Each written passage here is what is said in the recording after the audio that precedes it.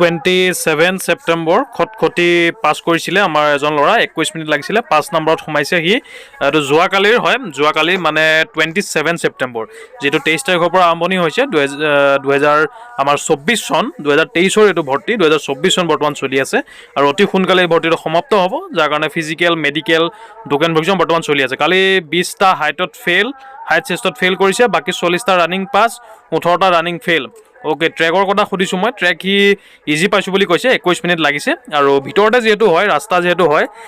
কোনোবাই কৈছে অলপ পাক চাক আছে বুলি কিন্তু মোটামুটি যিজনে প্ৰেক্টিছ কৰিছে তেওঁলোকৰ কাৰণে ইমান হাৰ্ড নহয় পাছ কৰিছে মেক্সিমাম ল'ৰা এবাৰ ফিজিকেল পাছ কৰিছে আৰু তোমালোকেও পাছ কৰিবা চিন্তা কৰিব নালাগে এনেকৈ তোমালোকক চেষ্ট নাম্বাৰ লগাই দিব দেখিছা কিছুমানে খালী গায়ো দৌৰিছে কিছুমানে গেঞ্জি পিন্ধিছে কোনোবাই স্পৰ্টিং পিন্ধিছে যাৰ যিটো কমফৰ্ট হয় সেইমতে তোমালোকে পিন্ধি খটখটিত আৰামছে পাছ কৰি আহিব পাৰিবা আজিৰ ৰিপৰ্ট মই আনি আছোঁ অতি সোনকালে ৰিপৰ্ট অহাৰ লগে লগে তোমালোকক মই আপডেট জনাই আছোঁ আৰু যিসকলৰ হাইট ৱেইট